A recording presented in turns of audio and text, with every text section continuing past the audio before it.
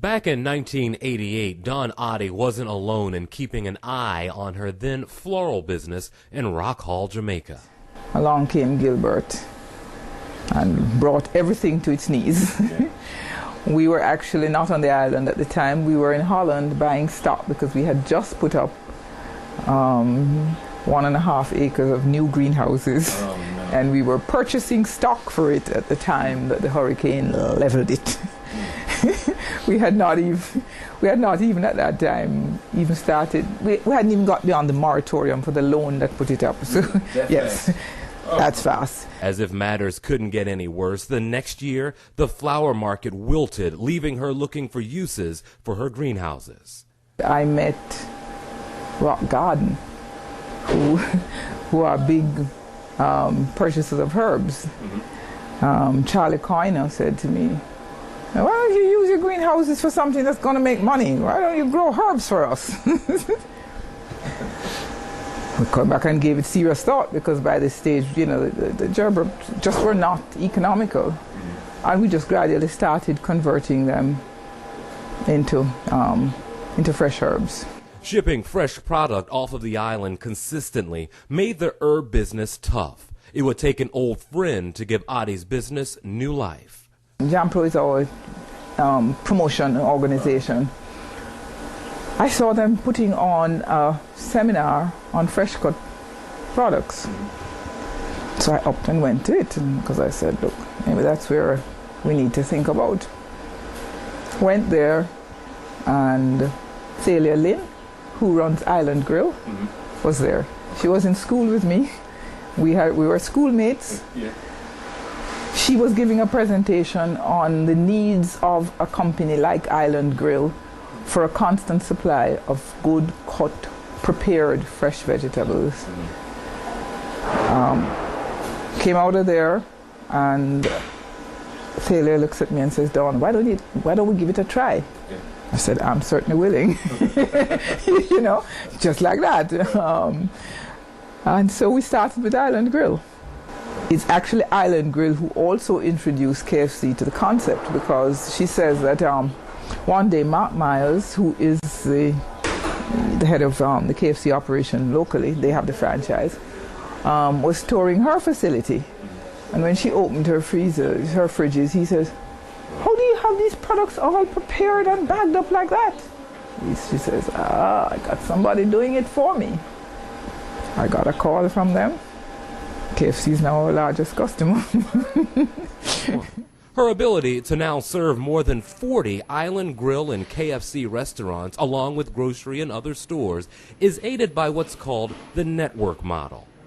Supported by the USAID through a contract with the Citizen Development Corps and developed at the University of Maryland Eastern Shore, the model connects integrators or major market growers like Oddie's Rock Mountain Herbs, along with other Jamaican agribusinesses like Walkerswood and Santoy Cooperative, to local network growers, providing them with a market to sell their goods at a stable price, and in turn assuring those in the marketplace a quality product and a reasonable bottom line. We offered them stability in price. We offered them quality of product. We offered them ease of operation. We took all the dirt and filth out of their kitchens, because they're getting a completely prepared product that's just ready to use. But from our end, when we tried it without network growers, we couldn't make a profit because we couldn't get a stable price. And having offered them a particular price, suddenly the price at which we had calculated it, we had a shortage of product and we had to pay 3 times the price. We actually averaged the prices over a year. So we got from the Ministry of Agriculture the fluctuations, and then we averaged it and offered them that price. We could then actually calculate what our price should be to make a profit. When we started to prepare the land... Penelope Budlal is one of Miss Oddie's network growers. Because you don't have to go looking around for markets, you know. So, that is definitely a benefit. Okay. Yeah. I guess on the downside of that is that maybe there are times when prices go up because you know, product is scarce, but they have a steady income. And then on the good side, when the prices go down, they still give you the same price. You know? Initially, we had a problem with them accepting the price because they thought the price was a little bit high, because sometimes they can get the cabbage cheap. But in the long run, they recognize the value of the stability. And what we didn't want is to go and set a price that we couldn't hold, or it's going to make us uncompetitive, and we're going to sink anyway, so that doesn't make any sense, you know. So we said, okay, these prices, and we can hold these prices throughout the year. They can then calculate, set the prices for their coleslaw, and know that it's not going to jump all over the place. In this model, the Maryland Hawk Corporation, a university nonprofit which focuses on the commercialization and development of University of Maryland Eastern Shore projects, supplies management, education, and technological support, while CDC, USAID, and other stakeholders provide workforce training and monetary support, all to sustain the agribusinesses and their partnership with growers. The network is not just helpful, it is vital for this type of operation to function. There is just no other way that you really can do it. And she's done it with the help of growers and her Rock Mountain Herb staff.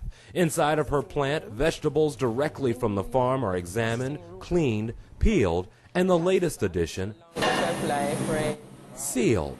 A new vacuum sealer provided by the Maryland Hawk Corporation ensures that what's packaged fresh will arrive fresh to vendors, thereby adding value for network growers and the markets. And for the consumer, that adds up to improved shelf life, which enhances quality and can be a bonus for buyers.